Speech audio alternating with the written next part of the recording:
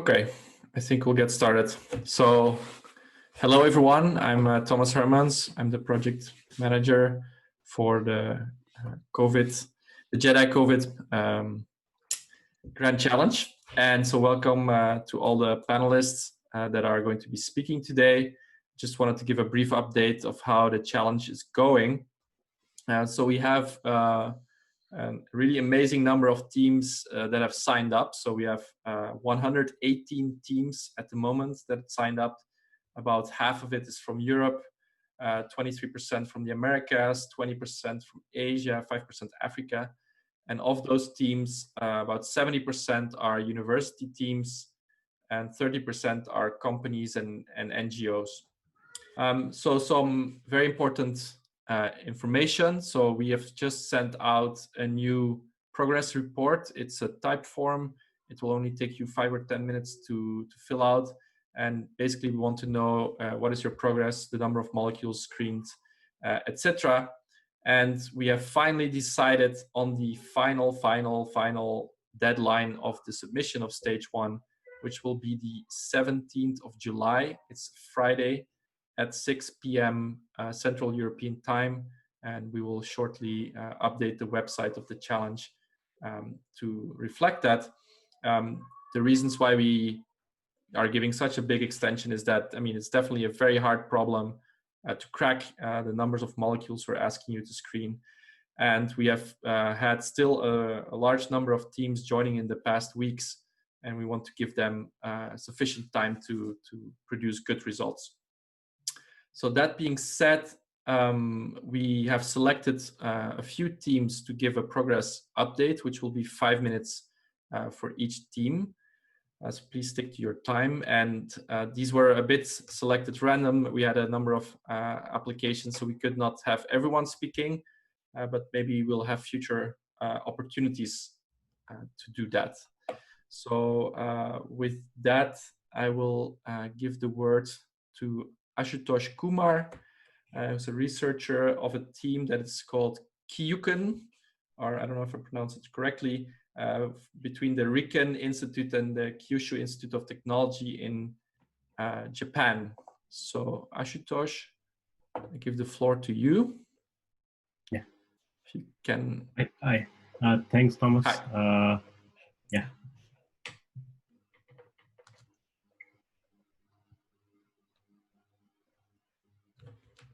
I hope everyone can hear me. Hello, my name is Ashutosh Kumar. I'm a member of Team Kyuken from Kyushu Institute of Technology and Riken in Japan. So I will be briefly presenting updates of our work on JEDI COVID-19 Grand Challenge. As the goal of this challenge is to screen more than 1 billion compounds. So we have accumulated around 1 billion compounds. And most of the compounds are from Zinc-15 database. Apart from Zinc-15 database, there are compounds from Merck library. There were some antiviral compounds from CAS. There were some drugs from KEC database, as well as drugs and herbal isolates from Sweet Lead database. So we have selected 3 protein targets based on their importance in viral replication as well as viral entry. Our first target is protease, SARS coronavirus 2 protease 3CL-Pro, which has a role in viral replication. Our second target was the protein-protein interaction between ACE2 and spike protein, specifically receptor binding domain of the spike glycoprotein. And our third target was another protease, PL-Pro, which also has an important role in viral replication. So we have utilized a combination of ligand and structure-based virtual screening to screen a billion compound library. Initially, we have developed ligand-based virtual screening models utilizing SARS coronavirus datasets. So we trained 2 classifiers and 1 regressor. And based on these regression and classification models, we were able to identify about 770,000 compounds which were further screened using 3 separate virtual screening approaches. In the first approach, we calculated the shape similarity of these 770,000 compounds with the recently published alpha ketomide inhibitor. And apart from the shape similarity, molecular docking was also utilized using 2 separate molecular docking programs. And the catalytic pocket of 3CL Pro were utilized. Finally, all these 4 scores were utilized to prepare a ranked list of about 10,000 compounds. For second target, the ligands targeting the ACE2 and receptor protein binding interface were not available. So we have developed a ligand-based model to recognize a generic protein-protein interaction inhibitors. For that, protein-protein interaction inhibitors were developed, and a classification model was developed using in-house classifier method. About 2.5 million compounds were selected at this step, and they were again further screened using 3 virtual screening approaches. For this target, we didn't know where we need to perform molecular docking. For that, we performed computational fragment mapping calculations so that small molecule binding hotspots on the surface of ACE2 protein can be identified. And indeed, we were able to identify a hotspot near the binding interface of ACE2 and spike protein. So this hotspot was utilized for molecular docking calculation using 2 separate molecular docking programs. And as well as the fragments which were identified using these fragment mapping calculations were also utilized to generate a query for shape similarity search. So a simplified query from these fragments were utilized to calculate shape similarity between these 2.5 million compounds. And finally, these 3 approaches, shape similarity and 2 molecular docking approaches, were utilized to create a ranked list of 10,000 compounds. For the final target, the virtual screening was more or less similar to 3 PL Pro, where initially ligand-based virtual screening models were developed using in-house classifier. And again, SARS coronavirus data for PL Pro were utilized, and about 4 million molecules were selected, which were again filtered using shape similarity and 2 molecular docking approaches. Here, the shape similarity were based on a recently published peptidic inhibitor of PL Pro, SARS coronavirus 2 PL Pro, and molecular docking was performed at the catalytic pocket of PL Pro. And finally, the ranking, final ranking was prepared using the scores from these 4 virtual screening approaches, and a ranked list of 10,000 compounds were prepared. So we have almost finished the screening. So right now we are in process of writing the report as well as preparing the results for final submission. So, okay. If you have any questions, please let us know in Q&A. Thank you for your attention. Okay. Yeah, thanks a lot for your contribution. At this moment, I don't see any questions, so we'll move on with the next team. Thanks for your contribution. So this will be Team Nairo from Nairo Research in India. This will be Girinath Pillai. Sorry if I will unmute. Right. Am I audible? Yes, you're good. Oh, thank you. So, good morning, everybody. Good morning, good afternoon. We are trying to explore with the team name Nairo India. We have few members. I have mentioned them in my last slide. So here we are trying to address something that we want to look more into selectivity, specificity, and sensitivity. Because as you can see, this is taken from Trends in Microbiology. There's a good similarity between SARS-CoV and SARS-CoV-2. So selectivity is also an issue. But at the current scenario, we need not to worry too much about it because it's just CoV-2, not about CoV. But still, when we are doing something, let us do it with a complete understanding. So we were trying to focus on understanding the different targets available. And this is also taken from genomic organization on different levels, which targets crystal structures are well defined, including RBDs, RDRP. So there's like a mechanism versus inhibition at different levels. So these are the different drug targets we are looking at.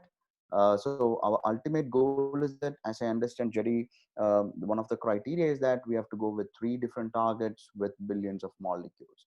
So we will be choosing the best 3 targets based on these 3 criteria which I mentioned about selectivity and specificity. So right now, once we send out the report, of course, there will be much more understanding and interpretations will be given there.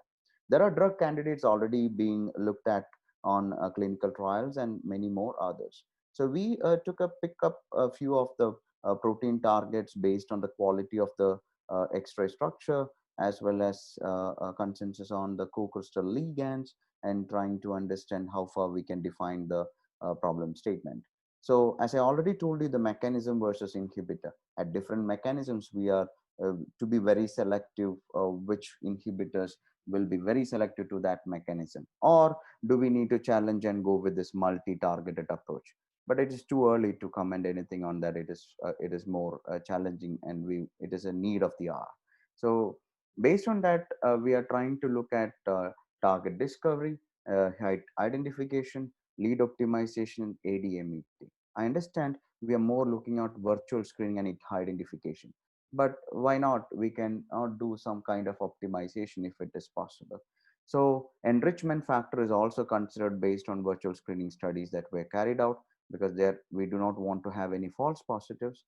And diversity versus scoring is also considered. It's not only about scoring will lead you to a lead molecule, it's about diversity also. So keeping that all these things in mind, we started a strategy with a deep learning based hit identification on 1.3 billion molecules, of course, taken from Merck libraries, Smallport, Zinc, SCAS, antiviral databases, and many other data sets. So we made a selection criteria to bring in the best one, because computing resources are also, it's a time-taking process. Then we did a virtual screening, considering binding energy, binding affinity, clashes, and enrichment factor. But here torsions are also being considered, so that we can ensure that the docked poses that is generated could be a stable biological conformer, which is already present in some other X-ray structures. And we also explored with the hit optimization, like a hit triaging. Here we gave more importance to diversity, and then lead optimization, where we gave more importance to the properties and the binding affinity. Therefore, diversity and the scoring both are being considered for the selection criteria. And finally, we look at synthetic feasibility and accessibility if we come up with any novel analogs or derivatives. Otherwise, we just, based on the diversity and scoring, we will select some of the molecules from the data set itself. So that's all. And for these different areas, there are a few companies really supporting us, like Syslica, Optibrium, Biosolvite, and Pharmasura. We are in the preparations of a report for these 3 different targets, and we will be keeping updated with the deadline on the submissions. And I really like to thank all my members and few other group members who are supporting this work. Thank you so much. Thank you so much for this update. We'll do a couple of questions after all the 3 talks. So with that, I would like to move to the last flash presentation, which is Team SARS Wars, presented by Professor Travis Wheeler. Please go ahead. I will be happy to share my screen when, there we go. When it lets me. Okay, I think that should get us to a place where you can see my Team SARS WAR slide. Yes, perfect. Go ahead. Okay, so thanks for giving us a chance to talk about our team and the pipeline we've been developing. The timing of this talk, I'm sure all of us who have now given this talk will feel that it's maybe a bit premature. We're all still working on pipeline, and like everyone else involved in the competition, we're incentivized to maybe not share all of the secrets of how it works just yet, but maybe those will give a sense of where we're going, what we're up to. Let me first describe the team that's working on this. It consists of Amit Roy, who's a computational structural biologist at Rocky Mountain Labs, it's an NIH research institute in Montana, and Vish Venkatraman, who is in Trondheim, Norway, at the Norwegian University of Science and Technology. He specializes in chemical informatics, and then myself, Travis Wheeler, and 3 grad students working in my group, Daniel Olson, Connor Copeland, Jeremiah Geyser, where we come from sort of the computational genomics and machine learning realm. And we've come together to develop an computationally efficient and maybe novel drug discovery pipeline that we hope will identify compounds useful in the battle against SARS-CoV-2 and beyond that, other viruses we'll encounter in the future. First, we all have to pick drug targets. Our motivations for picking them were that we wanted to identify proteins that had no mammalian homologs to avoid risk of cross-reactivity, and for which there's good structural modeling. And we've identified nucleocapsid N protein, the RNA polymerase NSP12, and the main proteinase 3CL-Pro. These will probably not be surprising to those who have been working on this project. The approach we've taken it involves a pipeline that maybe differs from what we've heard so far. Rather than beginning with a machine learning approach, we began with a prediction of the shapes of pockets for these target proteins, using FTMap and POCASA and some manual curation, identifying a number of pockets for each of the proteins that we'll use as binding targets, and with those pockets engaged in rapid prediction of ligands that appear to have good estimated fit. That's a custom method that we'll talk about one of these days. And we'll call these predicted ligands seeds. And we've used those seeds to serve as a basis for trying to identify a collection of candidate ligands that are synthesizable, and to explore a much broader range of possible ligands that bind into our pockets, culling through the set of databases that I've listed on this slide here. It's a pretty broad set. I think everybody will recognize that this is basically the set of all the molecules we're likely to be able to enumerate. It ends up being something almost near 4 billion unique ligands that we're culling through to identify ligands that are similar to the ones that we've predicted as being decent candidates for binding into our pockets. The pipeline follows up by identifying fingerprints for the seeds that we've predicted, plus these 4 billion candidate ligands using mechanisms in the RDKit framework, and then an in-house method that we've developed to rapidly search for neighbors of our seeds from within these 4 billion sets. And this is based on the Tanimoto coefficient using some SIMD instructions for speed. And the result of this search has been to identify about 100,000 what we call close neighbors to our predicted seeds, and in total about 1 million that are somewhat farther. And we're interested in this full set of a little over 1.1 million, or a little under 1.1 million neighbors.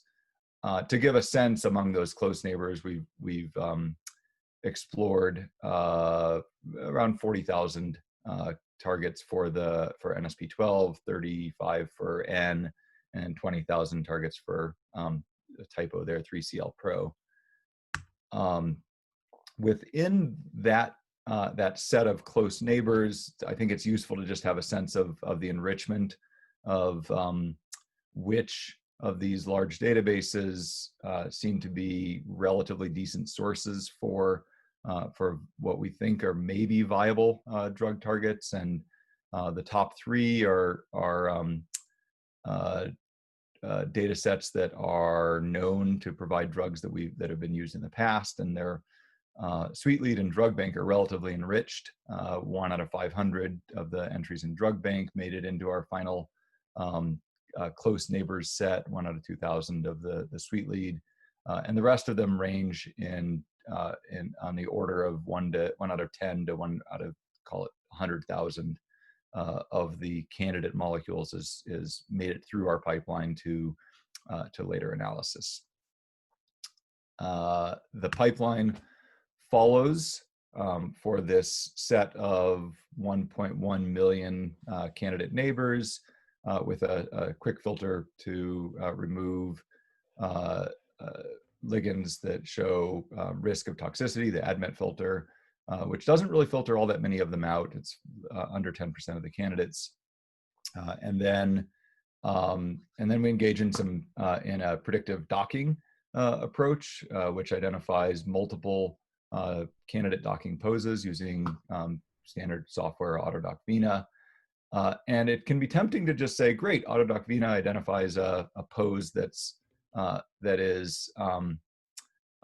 has a good estimate of binding, and one of the mechanisms for identifying that, or for evaluating that pose quality is a measure called DFIRE, which it turns out those who have been looking at this probably know this, is not a particularly good predictor of binding affinity or of an active and decoy or true positive and false positive binding status.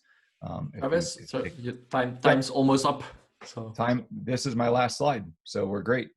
And what we've done is we've taken these pocket estimates, and we've developed a deep learning estimate of binding affinity, trained on a couple of data sets, DUDE and LitPCBA, and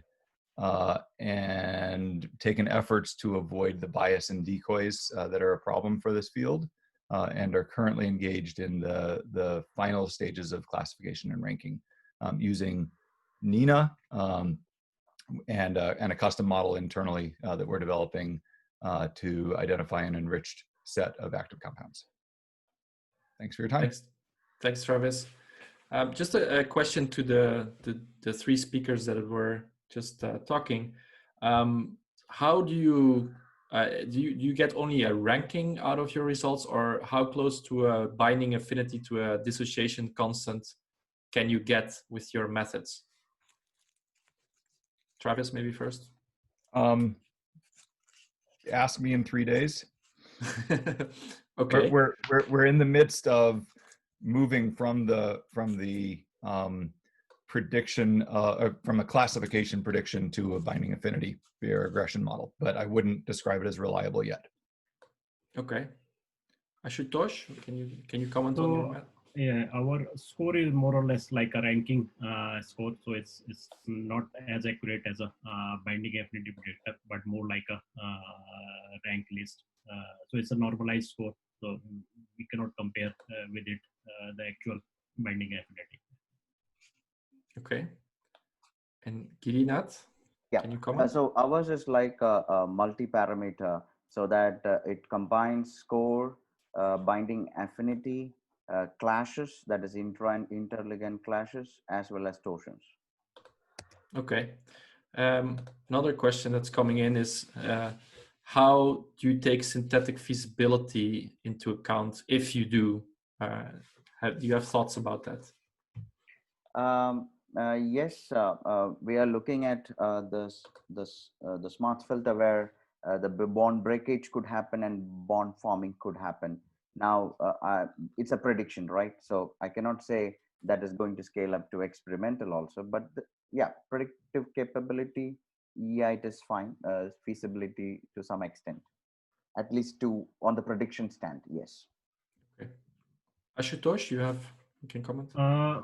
Actually, like Some of our compounds are like commercially available, but like many of the compounds are make on demand compounds. So the vendors, they guarantees that they can synthesize 80% of those make on demand compounds. So I saw on okay. Yes. So most of them are make on demand compounds. Okay. So okay, I think like it depends on the vendor. Right. I saw Travis' slide. I mean, you had 1 in 200 from the sweet lead. So, I mean, those are existing compounds, but some of the other lists you pointed out, like, I mean, clearly not the bottom ones where you're in the billions, but which of those libraries, or what's the percentage of compounds that you estimate needs to be synthesized for Travis, for Professor Wheeler's project? Oh, the large majority of them would need to be synthesized, but we've done an assessment of synthesizability, and almost all of the compounds that have made it through our initial filters show as being likely synthesizable. 95% or something. I don't remember the exact numbers, but a large fraction of them. Okay. Which was encouraging and surprising, actually. So there's a question from Craig Bowman. What are the inputs and outputs for deep learning methods being used? I don't know who wants to take that one.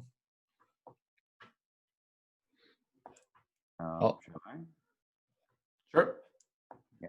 The inputs we have taken is collection of these targets as well as the collection of the library compounds, which were being pre-screened with certain filter criteria.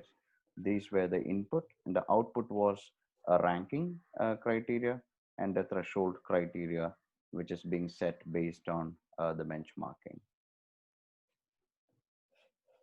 Okay. Greg, you can actually. Yeah, I'm just trying to see, like, is it actually doing docking of sorts? So it's taking structure and ligand structure and somehow guessing at affinity, or it's just smiles. It is taking no structures here. Okay. In our pipeline, we've moved we've put the deep learning classification step later in the process, so post docking prediction. Mm-hmm. So we're performing docking with AutoDocVina and gathering a collection of docked poses and number of features for each of those poses, and dumping those in as a set of input features, along with some extra features that are universal, not specific to any particular pose or dock, to predict both classification and, we hope, a regressed. So like with that, you've trained it on a bunch of complexes to like find interesting combinations of features, and now you're looking for things that have. Okay. That's a good high level description. Yeah. Okay. Maybe last question that came in from the attendees is, what is the lowest docking energy you have achieved so far?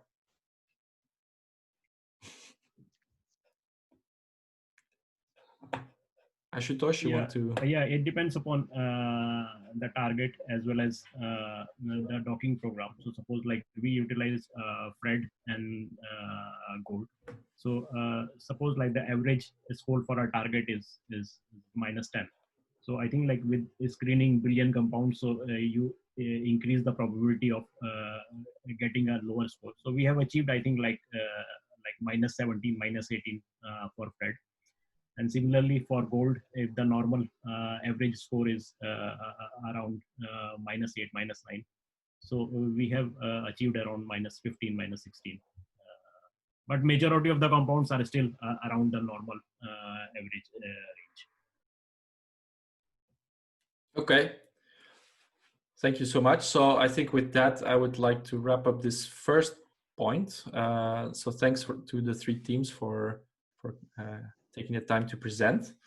And then we will move on to the invited speakers. And the first one is Craig Bowman, who's actually leading the Folding at Home initiative, which is a very interesting crowdsourced computing initiative that is really working very hard on SARS-CoV-2 issues. Craig, the floor is yours. Thanks. All right, is my screen showing up for folks? Yes. Yes. All right, great. So obviously all the experimental structures that have been coming out so rapidly are immensely valuable, and very generally my lab is interested in, well, what else can we learn from the rest of the ensemble of structures that a protein adopts, and what new therapeutic opportunities might that open up. And so one of our particular curiosities has been about cryptic pockets that are absent in these experimental snapshots, but that we might find if we could watch how all the moving parts of these complex machines go about their business. So we've been at this for a while, and I won't go into too much detail, but we have a whole suite of methods for very directedly hunting for these things. And so this is just one of the enzymes we've been working on, where I've labeled the active site where this thing performs chemistry. So that's the site that most people have been targeting from a drug design perspective.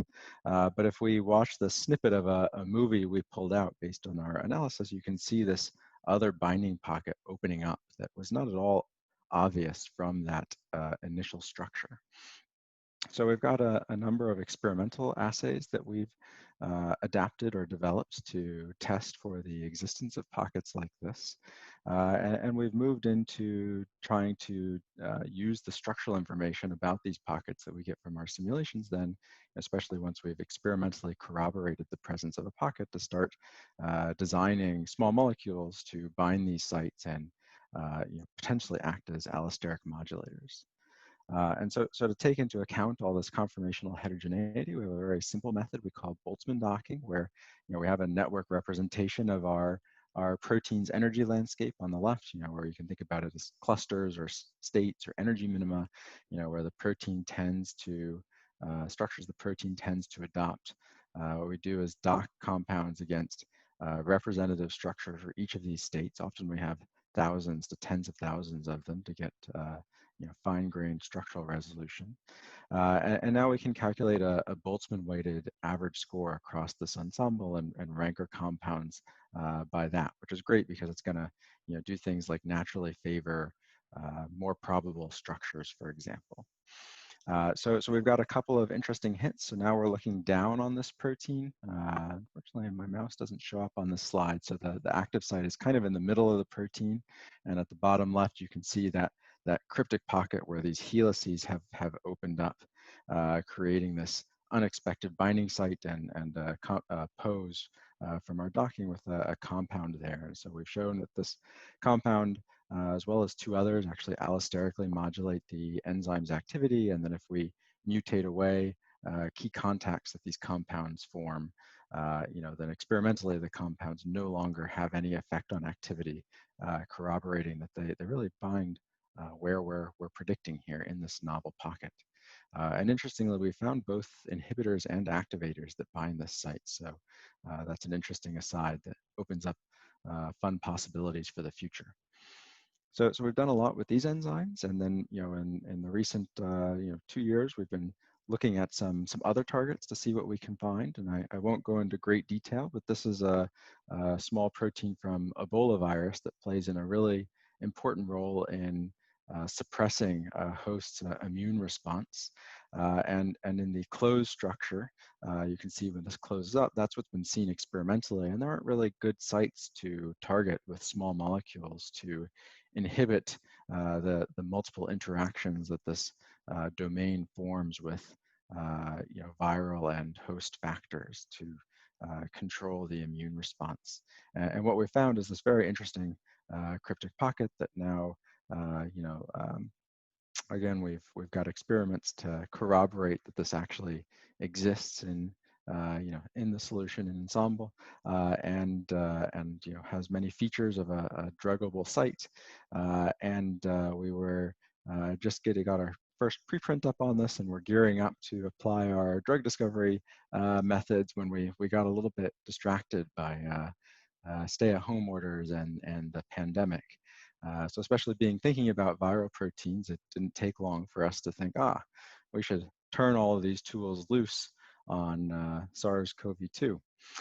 So we and other labs involved in the Folding at Home project, this massive distributed computing project, where it brings together now over 1 million citizen scientists who volunteer to run computer simulations on their personal computers to accelerate our ability to get at long time scales in many systems, for example. Before we started this, we had about 30,000 devices participating in this distributed computing project. Now we have quite a lot, so well over 1 million, and so it's a huge computational resource. And so the first thing that we wanted to do was look at the spike complex, so these red protrusions from these very common pictures of the virus. And this was really interesting to me because these viral complexes use a fascinating conformational masking strategy where the conserved interface of these proteins that actually binds to the ACE2 receptor on a human cell and initiate infection. And the structure that we see, that's the dominant structure of these things on the surface of this virus, that's actually buried in the core of the complex of 3 proteins that forms each of these red protrusions. And so it's really clear that this thing has to open up in order to engage a host receptor. And I think very little is actually known about how this opening occurs and what the open state looks like. And our thought that it would be really awesome if we could get at that with these tools and maybe identify potential ways of targeting this crucial component of the virus that's so highly accessible on the surface of the virion based on that structural information. And so here is a view of that. Most of that complex. So the upper left is tethered to the surface of the virus, and the lower right is where the 3 receptor binding domains, or RBDs, are, but where the interface that engages this ACE2 receptor again is buried. And so by bringing all of this compute power together on this very large system with minimum 400,000 atoms, because this is like 3,000 residues or 12, together, we're able to see these really dramatic motions where down here you'll see one of the RBDs opening up and becoming accessible and available to interact with ACE2. And so we're excited to get this out there and start delving into what we can learn about this process and which of the stages of motions like this might be interesting therapeutic targets beyond what one could do with just this closed structure, for example. All right, so this is a big system. It's taken a lot of compute power, but we have, like I said, a pretty insane amount of compute power. Our estimate is that we're the first to reach the exascale, so at least 5 times more horsepower than the largest publicly available traditional supercomputer. So in addition to looking at the spike, we've been going after everything that we can, everything we can build either there's an experimental structure or we can build a reasonable homology model. And when I tell people about this, they often have lots of reasonable questions about, like some of these things form oligomers or complexes. Are you simulating monomers or complexes, or, which variant are you looking at? My kind of joking response to this is just yes, like we're trying to do, everything we can in parallel and ultimately to get the data out there for other people to mine as well. So we've got something like over 100 different simulations of variants of SARS-CoV-2 or SARS proteins and some of the host factors they engage with and some of the complexes they form. And so it's a really fascinating data set. So just as another example, we've been starting to look at the main protease. So here up on the kind of upper left is the active site. This thing also dimerizes, but my understanding is that the affinity between the monomers is weak enough that it might be interesting to also try to disrupt the dimer by stabilizing the monomer. So we've got simulations of both the monomer and dimer going, and this is coming from the monomer simulations, but we've actually found a couple of interesting cryptic pockets, the most dramatic of which is this swiveling of these two domains that creates a reasonably sized groove in between them that one might be able to go after as a means to disrupt dimerization, given that our understanding is that the dimer is the active form. So my lab has been focused a lot on these conformational changes, but there's a number of labs involved, and in particular, a shout out to Vince Voles and John Cadera, who have been doing a lot with binding free energy calculations, especially through the COVID Moonshot, which I think we'll hear some more about. Normally my impression is that it's common for people to run, order of a dozen, or a couple dozen calculations. They've done, I think, as many as 70,000 different compounds now. So it'll be a really fascinating scale to go at with these, very intense methods and see what value we can extract. So that gives a flavor of what's there. We're working hard with a couple partners to try to get the data out in the public. I'm hoping that some of the first data sets will come online this week, but it's been a slow process getting things in place to get data sets on this scale out there. But have a really great team working on it that I'm very, very grateful to, and a lot of support from different organizations, making sure we can stay on top of this explosive growth and have the best chance of extracting some value from it. Great. Thank you, Greg. Yeah. Are there any questions from the panel or from the attendees?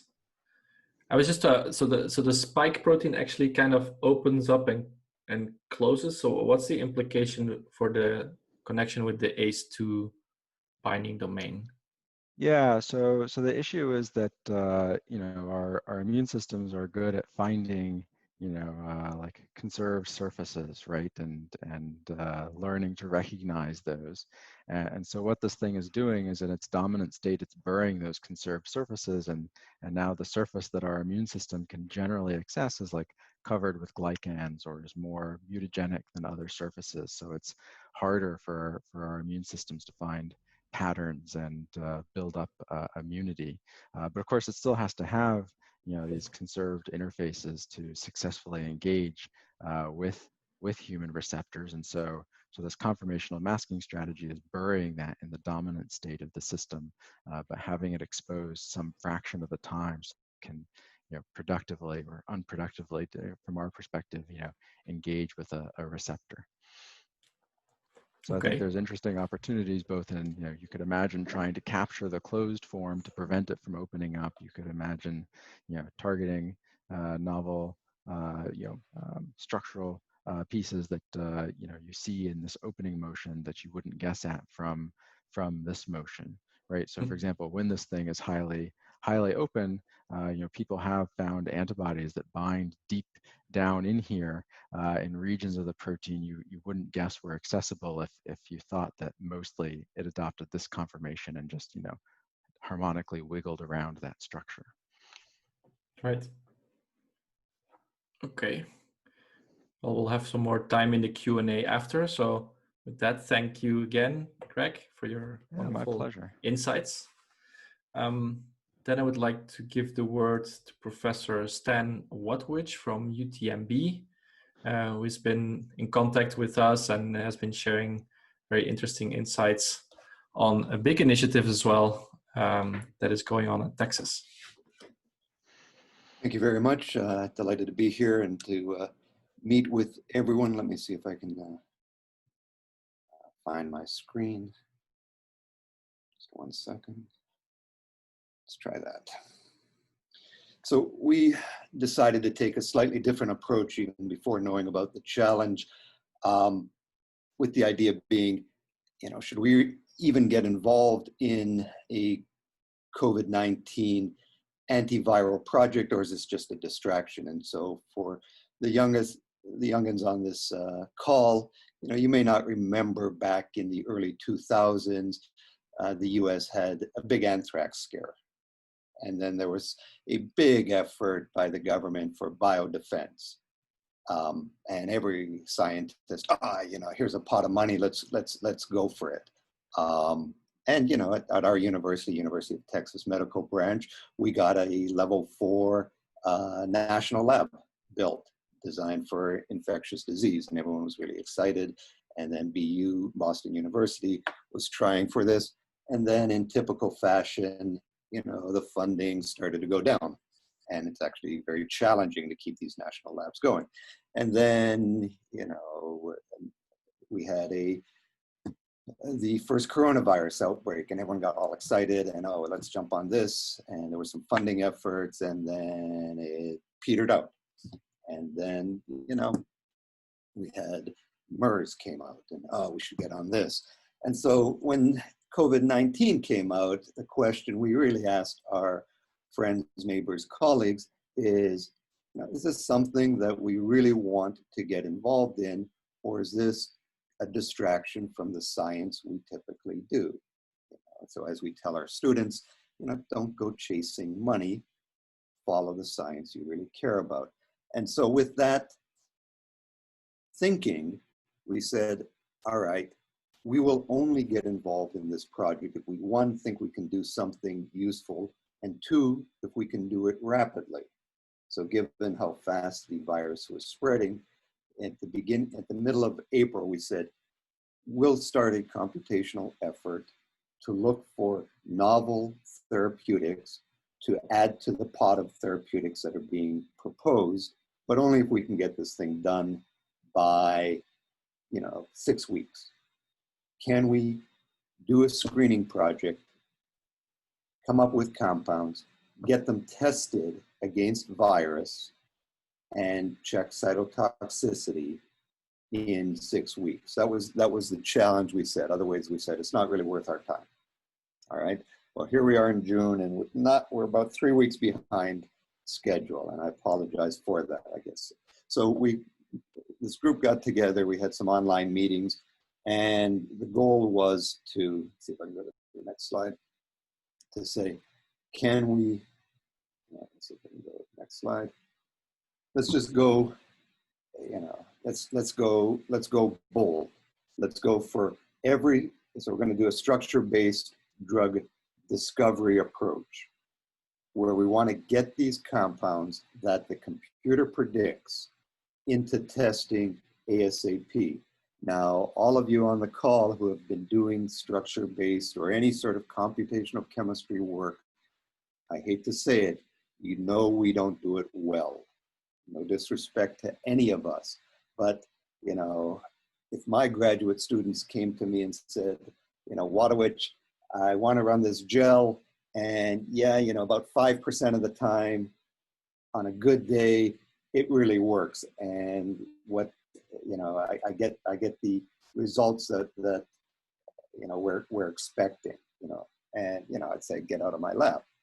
But on a good day, the computers are predicting, and we can argue about this over beers, but on a good day, the computers are predicting maybe 5% of the hits show some activity. We've been doing this for a large number of years, and that's kind of what we see, regardless of what programs we use for structure-based drug discovery. VINA, Glide, yada yada yada, even consensus. So we knew this was going to be a high-risk project.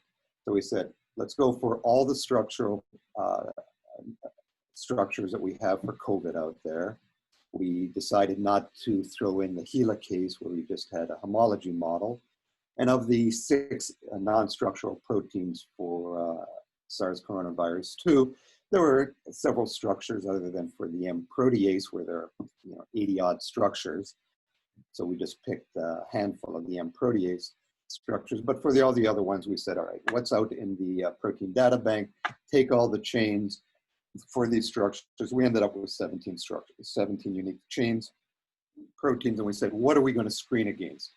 And this was before we saw the JEDI challenge. We just said, we've been doing this long enough. We want to get answers quickly. I do not have a stable of medicinal chemists that can synthesize 10,000 compounds quickly, especially if I tell them, look, you know, synthesize 10,000 compounds and maybe 5% of your efforts are going to be productive. That never makes me friends. So we said, we're going to screen against libraries that we can immediately order compounds. And the biggest libraries out there that we felt were relatively well curated were the NMN library. So we spoke with NMN. We took their 3 libraries. They had a premium collection of about 46,000 compounds, an advanced collection of about 450,000 compounds, and there's what they call their high throughput screening library of about 2.1, 2.2 million. So we took all of those, combined them, generated the various stereoisomers. We're left with about close to 6 million compounds that NMN claimed we could order immediately. So that was the goal. So again, the big picture is screen, high risk. We know there's going to be a lot of nonsense that comes out. Order the compounds, get them into the screening centers.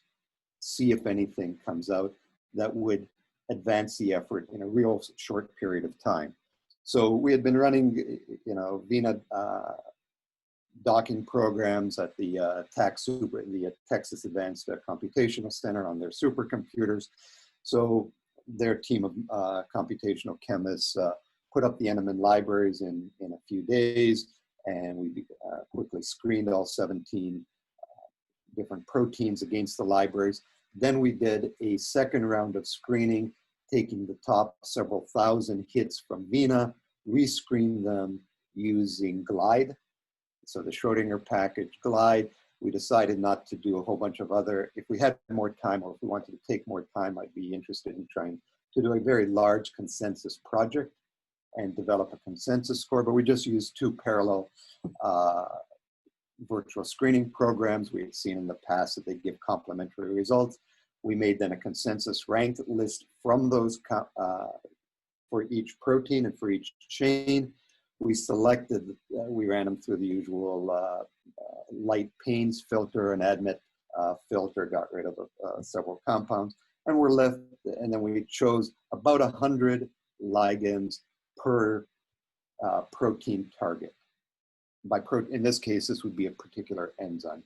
So about 600 compounds, because we talked to NMN and they were gracious enough to say, sure, you know, give us a couple plates, you know, give us 600 compounds you'd like, we'll give them to you free. Don't tell them I said that, but they were very generous. There were some hiccups in getting the compounds ordered from NMN, number of holidays, a number of closings that made transporting compound libraries on plates across the world a little more challenging. But the plates were, by the end of June, excuse me, by the end of May, we had the 600 compounds from NMN delivered to Texas A&M in Houston to do cytotoxicity screening, and to Boston University to the level 4 lab up there where they had robotic facilities. So Rob Davey, colleague, runs the high containment lab up at Boston. Cliff Stevens runs screening facility at A&M. So within a week of receiving compounds, the first week of June, Cliff's team had finished the cytotoxicity screening in, they were using, in this case, Vero cells. So we know what compounds. They did a dose response curve, 6 different doses. Of the compounds we gave them, about 20 appeared to have some high levels of cytotoxicity. So Rob's group have run into a little more problems. They finished their first round of antiviral screening last week. They weren't satisfied with the reproducibility of the controls. And so before giving us the results, they want to redo the screening, which they're doing this week. So again, we're about 3 weeks behind where we want to be. The end of this week, we should have the results of the antiviral screening. Again, we realize very high risk, because in addition to just simply trying to find a small molecule that inhibits a protein enzyme activity, we're doing this in cell culture. So you have the added joy of the compounds need to be soluble. We know many of these libraries have compounds that aren't soluble in DMSO, let alone buffer that's compatible with cell culture. The compounds have to get into the cell. They have to cross the plasma membrane. So we're going to lose compounds there. So it's a high risk, but the idea was, can we do something very rapidly? It's a little different strategy than the great effort that the JEDI group is doing, which is again looking for compounds that might be unique inhibitors for proteins, testing them against the proteins, the ones that work, then move forward.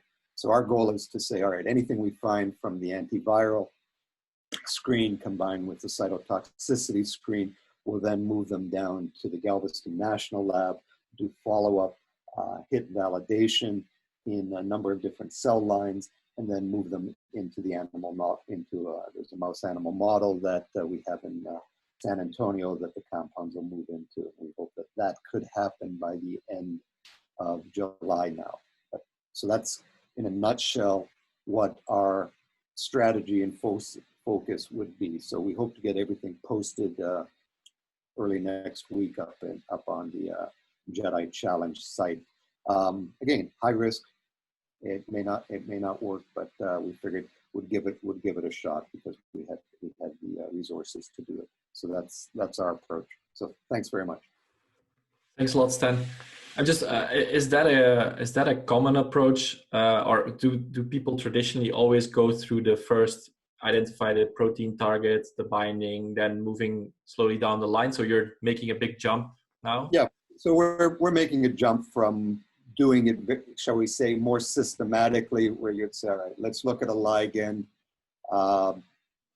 do a biochemical experiment, ideally, some sort of, whatever your biochemical assay of preference might be, even something as messy as an IC50 for enzyme activity, find something that seems to work, it's going to work poorly, and then make analogs, do your KCO2 activities, et cetera, et cetera.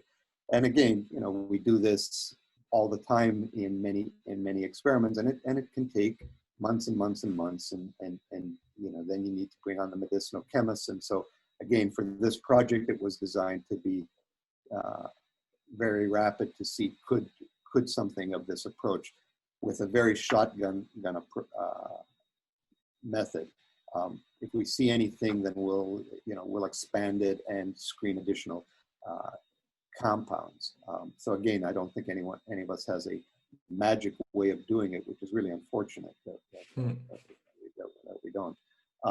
But is this going to lead to what we all hope for? Is a United Nations Institute for Rapid Drug Discovery and Development that can respond to any sort of threat?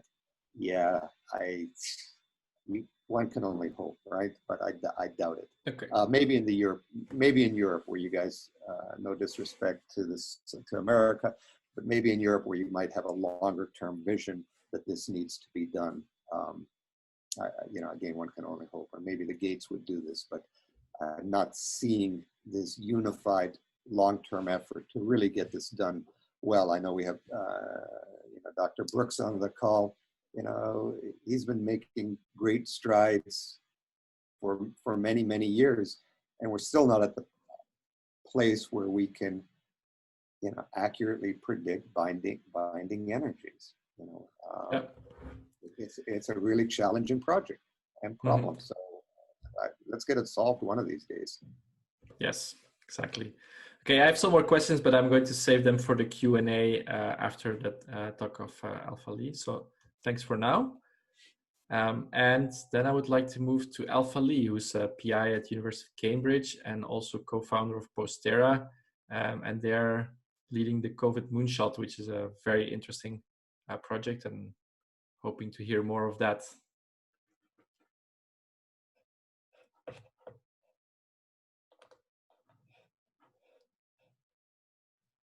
Thanks so much for having me on the call. I think I've just managed to unmute myself. Yep, you're good. Cool, great, thanks. So in my talk today, I want to discuss our progress in COVID Moonshot. This is joint work with Frank Van Delft, John Codera, Neil London, as well as many others around the world who kindly contributed their time and effort in the Moonshot. a brief, I'll first give a brief overview of what Moonshot is, and then I will discuss our progress, and finally I'll talk about several highlights and where do we see this initiative going forward. So COVID Moonshot is, in a nutshell, a crowdsourcing exercise for an antiviral. It's all started with a tweet by Martin Walsh in Diamond Light Source, where he tweeted the very interesting work of a fragment screen against the main protease of COVID-19 done by the group of Martin Walsh and Frank von Delft. And then at that time, I was in the US, part of new startup Postera, which aims to bring sort of machine learning with medicinal chemistry together to accelerate drug design. And we thought, here are a lot of very promising fragments, and it would be great to bring these fragments together, very naively perhaps, and design novel and potent inhibitors from these fragments. And in particular, our idea is twofold. The first is, back then and still now, there are a lot of medicinal chemists working from home in industry and in academia. Therefore, we thought, well, there are these huge amounts of fragment hits against MPRO. You would be able to get a strong inhibitor, presumably, by joining these fragments together or merging them. Why not open this up as a challenge or as a community exercise of just joining these fragments together? So it becomes a crowdsourcing initiative where we told the participants and everyone around the world, hey, here are the fragments. We got 71 fragments bound to MPRO, some covalent, some non-covalent, and please design inhibitors based on these fragments by joining them, merging them, or expanding them, right? And just by doing that, we thought we might get 100 submissions or 200 submissions, but actually we got 7,000 submissions from over 300 scientists from academia and from industry. So that's great to have a lot of submissions. But then the next question is, well, how are we actually going to realize these submissions? Because these are sort of a directed set of compounds that are designed according to fragments. And that's where Postera's technology and the technology we've been thinking about comes in, which is in the design make test cycle. We think that design is something that a lot of us has been very excited about, both computationally and otherwise, but synthesis is always an effort that is incredibly time consuming. In fact, in this, if you want a rapid response and being able to make compounds quick is incredibly hard. And that's where we deployed large scale machine learning technology, which predicts which compounds could be made easily from commercially available building blocks. And these building blocks are increasingly functionalized and complex, therefore you can realize quite complex chemical space if you think about which building blocks to buy and how to join these building blocks together. And so we combine this technology together with crowdsourcing to power the whole moonshot. And in short, top line summary, we found 25 compounds with IC50 less than 10 micromolar, and we recently found a 500 nanomolar inhibitor that has been confirmed with 2 different assays against MPRO. It started with me, Frank, John, and Ner, but it has now since the whole initiative has since gone worldwide. We have Pharma, UCB at Boehringer Ingelheim participating, Enamine contributing their time, Psi contributing their time pro bono or at a very low cost, and it is a genuine global effort. So what is unique about COVID Moonshot? I've given you a high-level summary of it. First, it is a completely open exercise. All of our compound structures are deposited online. There's no IP claimed or involved. All our participants agree to share everything. International teams are working pro bono at cost. I've outlined the few main institutions, but there are many, many more. We have 300 submitters around the world. A lot of them are from academia and industry. And importantly, I think we target, rather than targeting necessarily the design stage of the design make test cycle, instead, at least from Postera's perspective, we target the synthesis stage of the design make test cycle. And we squarely focus on how to, rather than trying to think about necessarily computationally generating data, we want to experimentally generate data. And so if we think about experiments, then there are 2 parts. First is synthesis, the other is assaying.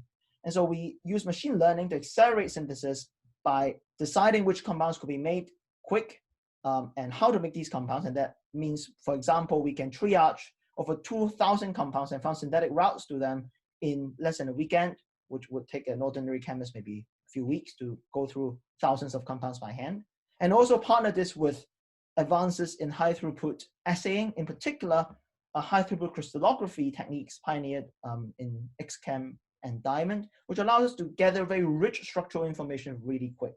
And we can therefore go through hundreds of compounds, all with not only IC50 measurements done in London's lab, but also with high quality crystal structures done in Frank van Delft and his collaborators' labs. A little bit more about the synthesis technology that we contributed as Postera and as my group in Cambridge. The idea of this synthesis technology is basically learning the rules of chemistry using natural language processing. We basically deploy machine learning models to learn the outcomes of chemical reaction given reactant and reagent by just mining all the reactions that's been published in the literature, and in particular in patent literature. And we have published this recently, and it is the first model to outperform even trained human chemists in predicting challenging chemical transformations, including regio, stereo, and chemoselectivities. And we repurpose this model to do retrosynthesis, and that allows us to rapidly disconnect molecules that participants submitted into commercially purchasable building blocks. And we can therefore assess whether the molecule is makeable, and if so, how long will it take to make the molecule, and therefore make a realistic assessment of how many molecules can we shove into the pipeline to be made as soon as we can, yet still exploring diverse chemical space. A brief sort of technical summary of the results that we have. We have now assayed over 500 compounds and identified 4 promising series which we are pursuing. We have 2 non-covalent series of quinolone and the amino heteroaryl, and 2 covalent series based on the Ugi chemistry and aryl piperazine chloroacetamide. 2 of the series have broke the nanomolar potency threshold. One is covalent, therefore you may argue is cheating, but the other is non-covalent, and that is what we are actively pursuing right now. And the reason why we are able to, again, explore diverse chemical space, we also make sure that compounds we push in the pipeline be rapidly made, rapidly delivered, and rapidly assayed.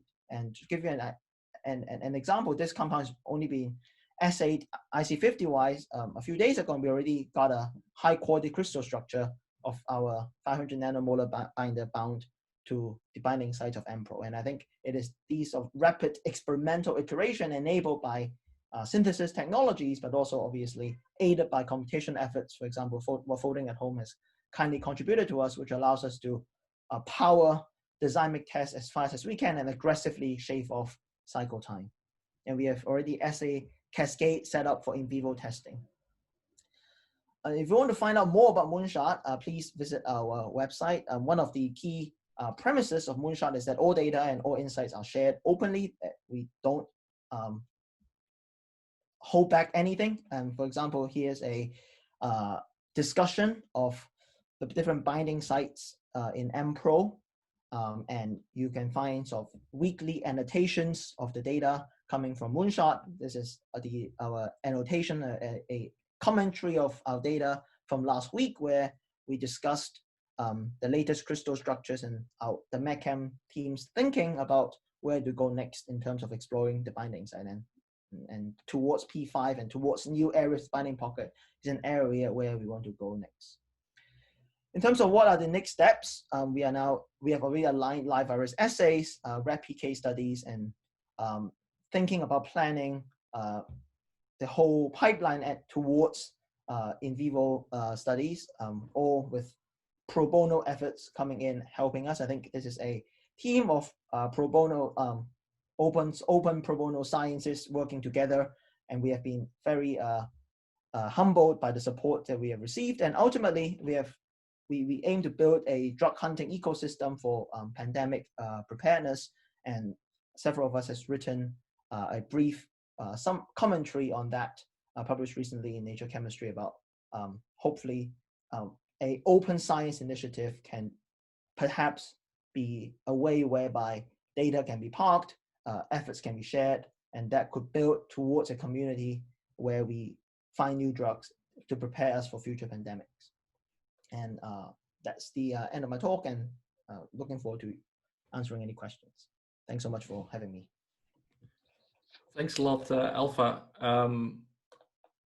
Okay, I'm just trying to go through some questions. I mean, it's of course a very important problem, you know, on how to increase this pandemic preparedness and how to streamline these things. But one question maybe to both Stan and to you is, okay, now you have some results that you will put out in the open. How can we convince other initiatives, other people, other companies to take these things downstream?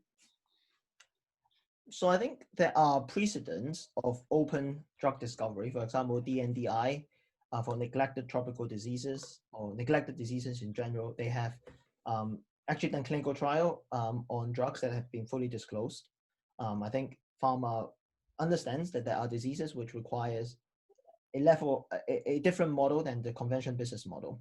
There's also another model, M4 Pharma, so the open source pharma model, whereby the IP is accrued at the very end in the clinical dossier rather than in the preclinical chemistry.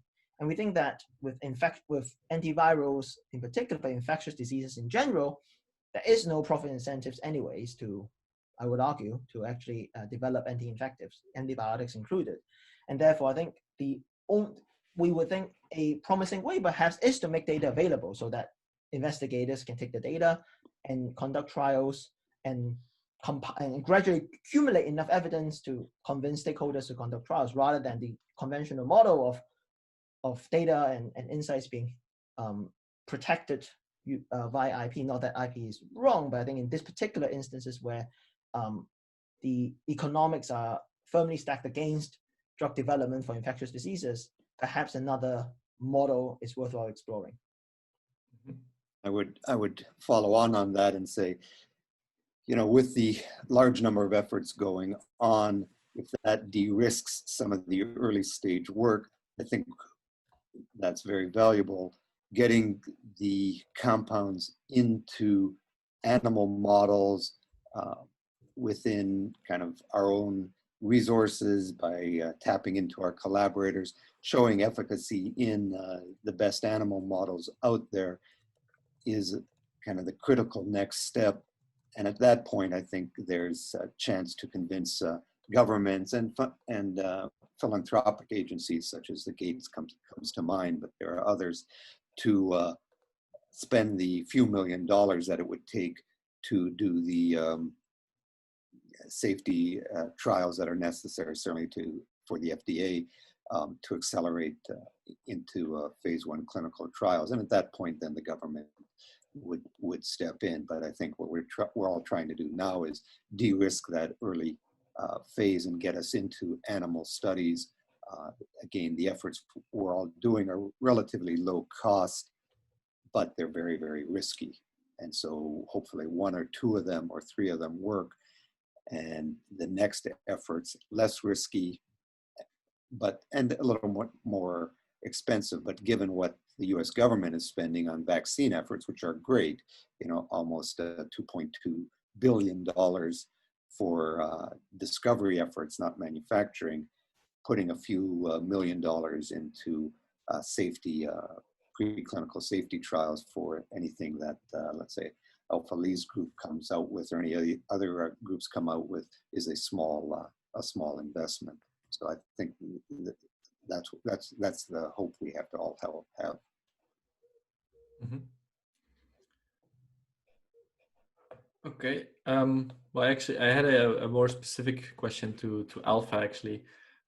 So there are other algorithms, of course, out there that do retrosynthetic analysis. Actually, I did my postdoc in the lab of Bartosz Rybowski at Northwestern. That was one of the first developers that was now turned into the Cynthia software.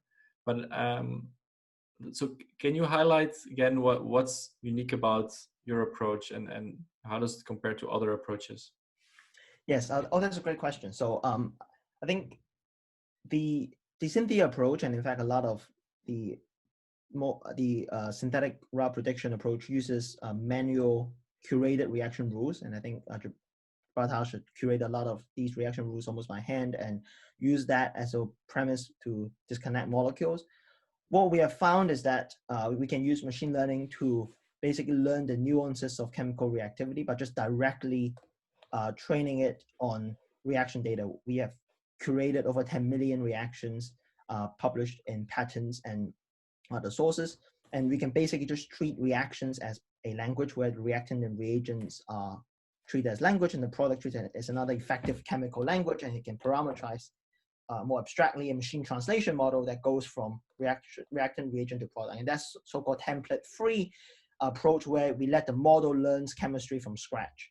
And although that is usually a bad idea when we don't have enough data, if you have a lot of data, then the model is able to distill the nuances of chemical reactivity a lot better than handcrafted rules. And that's what we empirically found out when we sort of benchmarked this against a data set of expert human organic chemists predicting outcomes of chemical reactions, where we found that the model is actually able to make correct predictions about the products given reaction and reagent a lot better than even skilled chemists making the same predictions. Because the model has access to millions of data and it is able to learn all of it rather than we having to read the data and then distill heuristics from it. And I think that's the key technological advance that enables the model to do so well. Okay. Maybe I'll give the word to Loesekrug-Pietri, who's the executive director of JEDI, who has also a follow-up point. Well, Andre. Thomas, I suggest, hi everybody. I suggest we continue. We still have a bit of time for Q&A, so keep the word and we'll do the closing in a bit of time. Okay. I'm just trying to wrap my head around still about this taking things downstream.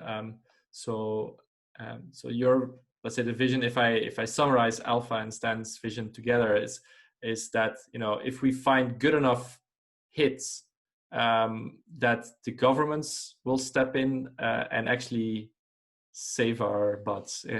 No, I think it would be great, of course, but well, I mean, I don't know of any.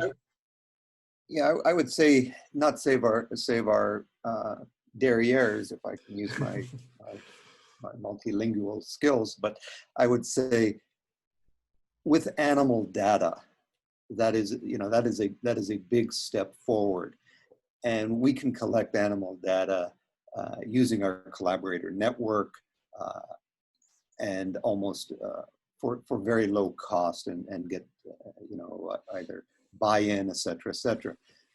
That data would be very convincing to, let's say, the NIAID, who is having programs out there. That would be very convincing to the US DARPA, who has programs out there looking for new approaches. And again, when you talk about going from animal efficacy data to then safety and manufacturing, we've done this with small molecules. It might cost, and again, we can debate the actual amounts, but $1 million to $2 million, and you can get that done in about 6 months if you really accelerate.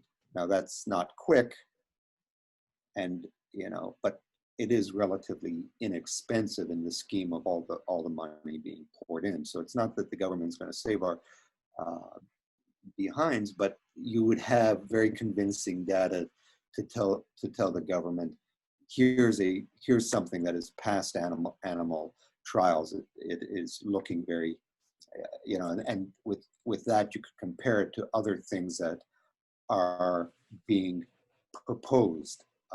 So that's where I would say is that when you get that animal data, you've done one really big de-risking step. The next big de-risking step before clinical trials is safety. What's your safety margin?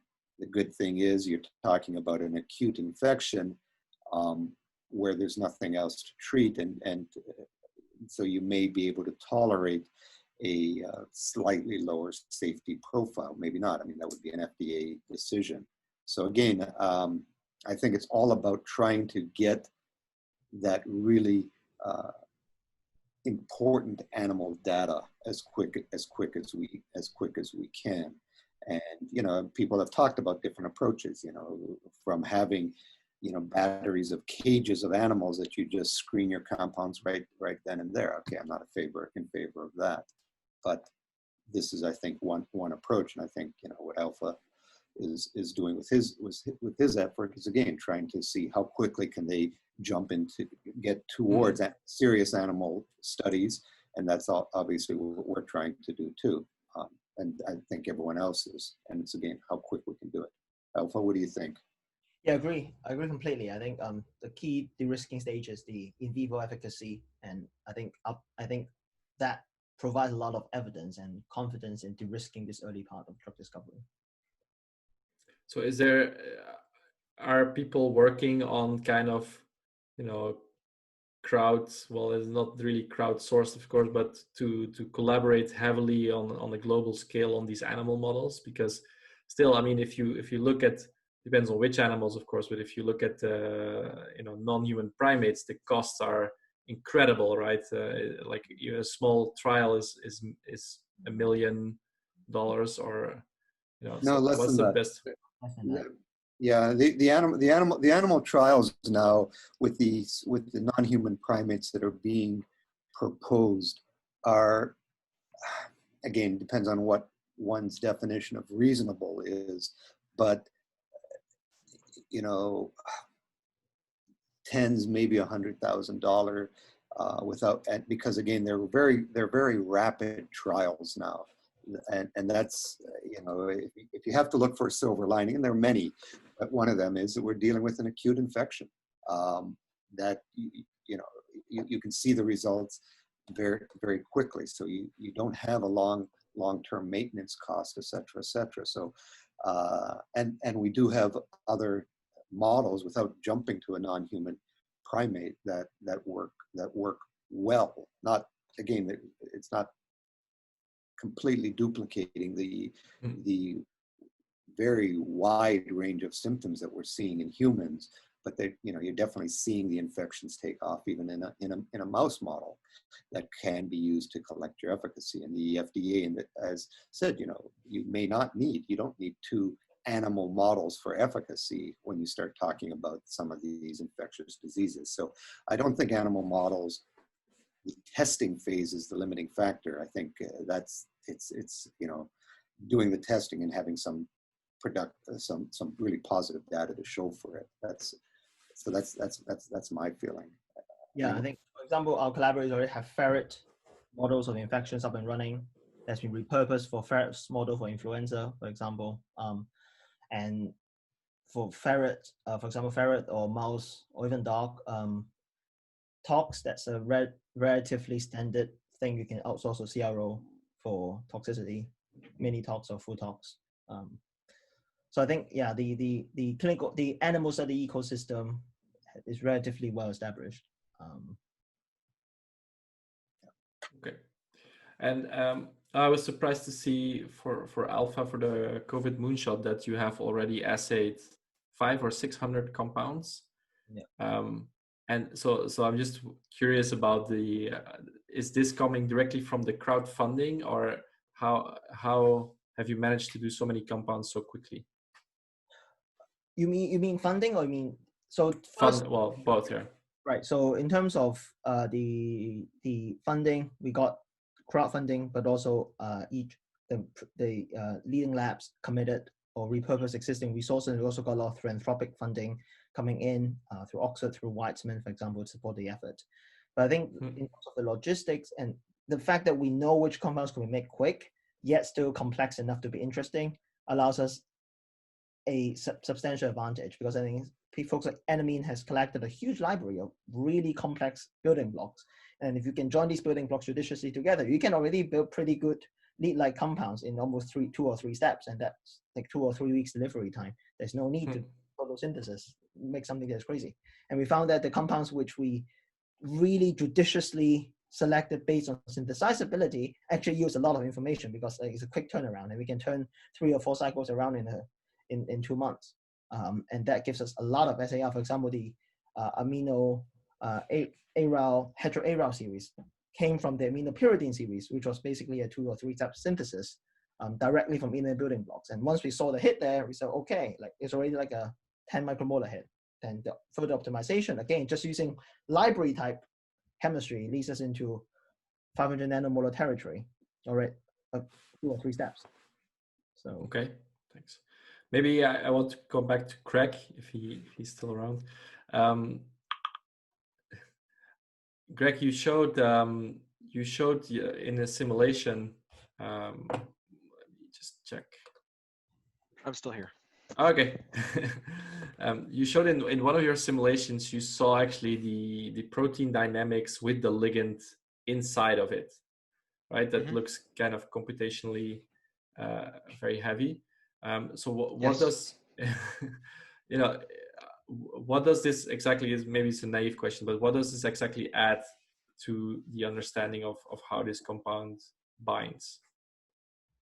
Yeah, I mean, so the idea is to, you know, in a more rigorous way, account for the degrees of freedom, both within the protein and the ligand, right? So really what you want is the binding free energy, and any docking method that assumes the protein is rigid and the ligand is mostly in one pose is overlooking the whole conformational entropy aspect to this, you know, and the potential role of solvent and whatnot. So you know, this is using that particular. Most of the work so far has been with absolute free energy calculations, and I think John is getting relative free energy calculations up and running as we speak for you know, comparing different compounds. So it'll be a really interesting one, right? Because in principle, it's taking into account more of the relevant physics, you know, but at a large computational cost, and you know, no one's been able to do an experiment on this scale. So it'll be a very interesting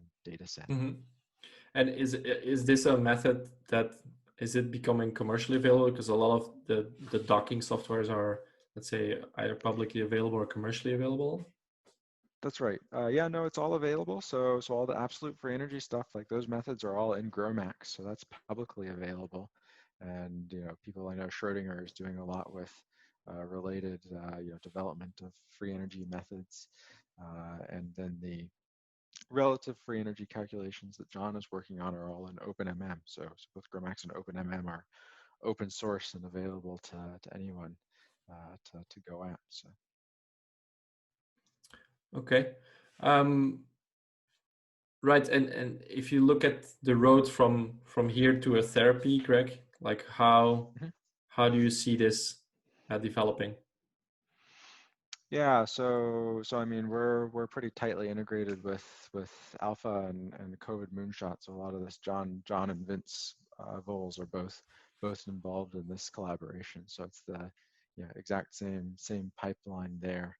And you know, we've got data for all these other targets too. So there we haven't done as much, if anything, with screening small molecules yet against all the other targets. So the idea is more to you know, get the data out there, and then, you know, both we and others can think about how to put that structural insight to use. Okay. Maybe let's open up for wider discussion of all the other panelists. Anyone wants to jump in here? Okay. Well, just one thought maybe for well, for everyone. But so Alpha, you've been crowd funding your efforts. What about crowd synthesizing molecules? Like, you know, can we recruit the synthetic labs of the world to reunite and help us out? Oh, that's a great idea. So we didn't do that yet because most labs were closed during the pandemic. Now, obviously, the world is reopening. What we found is that logistics is a very interesting problem. Like I've just DHLing stuff from Pune, India to Kiev, and then Kiev, Ukraine to Oxford and Weizmann is a challenge. So when you have n different labs synthesizing things, you need to ensure purity are all of the same standard, etc. So that's why we've not yet done that. But I think if there are hubs which would be willing to commit a lot of resources in that I think will definitely help a lot. And in fact, I know the NDI has this open synthesis network, which we are talking to, and they are doing that model whereby they ask sort of universities to volunteer some synthesis resources. Stan, do you have a feeling for, if this would be a good idea, or what people would be willing to commit from the academic side or from industry side? I think from the academic side, most people are willing to commit a fair number. I think, like Alpha said, one of the things is logistics. Quality control is a major concern when you start talking about synthesis. Just the effort it takes to coordinate a large number of synthetic labs. It certainly is doable.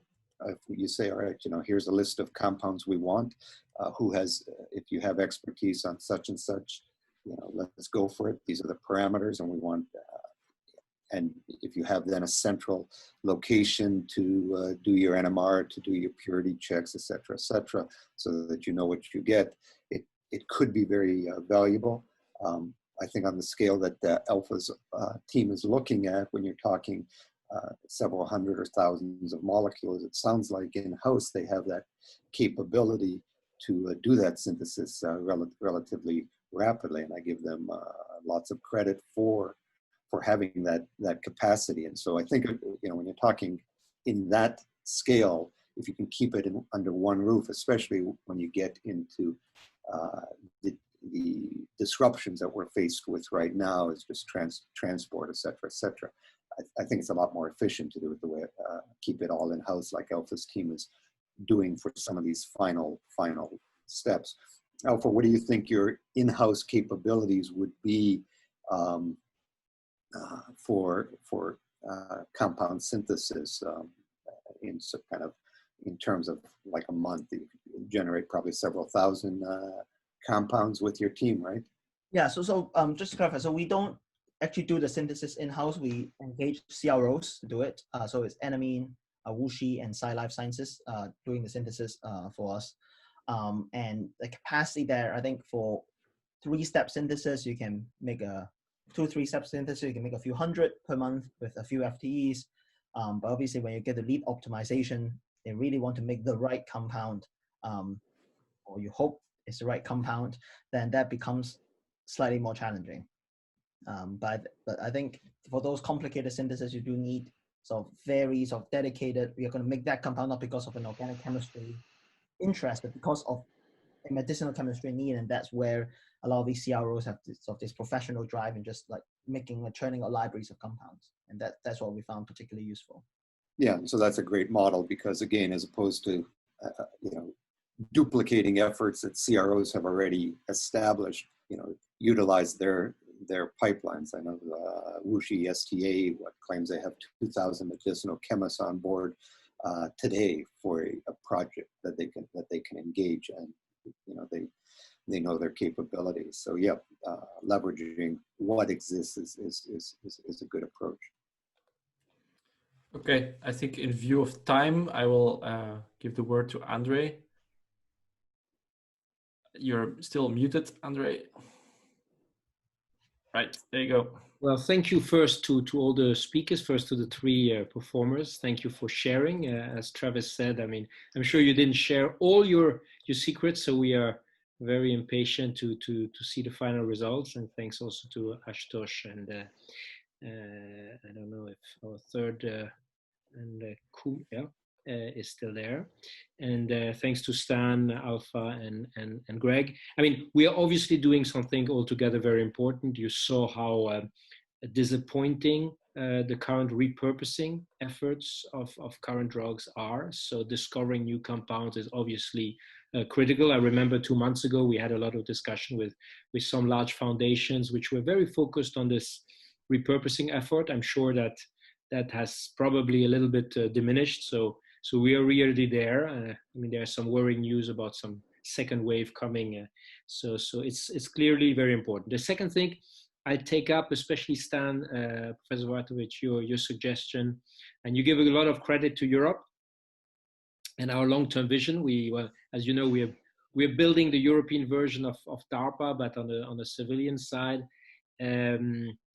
Yes, probably the acceptance, especially for scientists from all over the world, is higher here currently than on the other side of the Atlantic, but that will probably be only short term, hopefully. But I'll take that up from you, because I think maybe that there's a follow-up discussion that we should have with Charles Brooks, Alpha, Greg, and you, and others, of course, to see how, and that's my third point. I mean, the common thread of everything we heard is about disrupting the preclinical drug discovery process. And this is probably ripe for disruption. So I think this is what we probably could, with this crisis, there are some tectonic shifts. Let's use it to move and get our collective effort in that. We'll try to, I mean, I encourage also everybody who's following us, keep following us on our Twitter account. That's the best way to know what we're doing. We're going to have a tracker of how many molecules have been screened so far. So we heard several billion so far. So it's at EuroJEDI. And for the final word, I leave you, Thomas, for the next steps, especially. So thank you to all of it. It was really exciting. Thanks, Andre. So as a final reminder, so please have a look at the the survey that we sent out to all the teams, so we can track your progress. I mean, can't insist enough on that. Right. So really fill the survey. How things are moving. This is what allowed us to also postpone a little bit the deadline. We want to make sure we have really breakthrough results. So it's more than tracking, is really to understand where, if we have as many teams as possible getting crazy results. Yeah, sorry, Thomas. That's it. No, that's all I wanted to say. So the deadline, 17 July, 6 p.m. European time. And soon we'll also update you on all the steps that we will take after you submit your results, because there's a lot of challenges already. Some were highlighted by Alpha, but there's a lot of steps to be done to get to a real therapeutic treatment. So with that, thank you so much for joining us today. Thanks to all the speakers, all the panelists, all the attendees, and I wish you a great day. Thank you. Thank you all. Thanks, everyone. Thank you. Bye-bye.